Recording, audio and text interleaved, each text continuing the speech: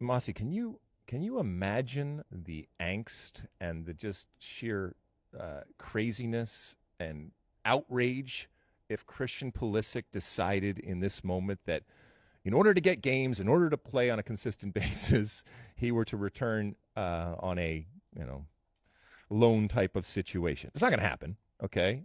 And um, I don't think I don't think that he would necessarily want to do that at this point.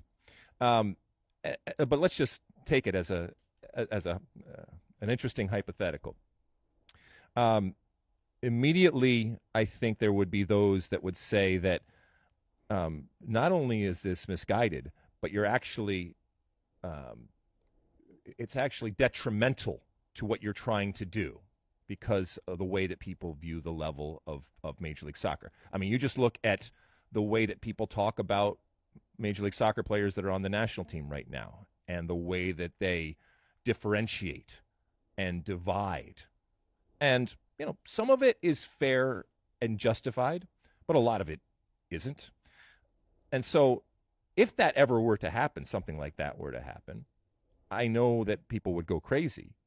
But would it be the worst thing in the world if Christian Pulisic is playing week in and week out in MLS as opposed to not playing or playing sporadically over in the EPL? Now, I think he would look at it as a huge step down, as a demotion type of thing. I also think that right now, not saying forever, Christian Pulisic thinks about himself in the world of soccer in a very different way that Landon Donovan had. And I think they're two very, very different types of cats.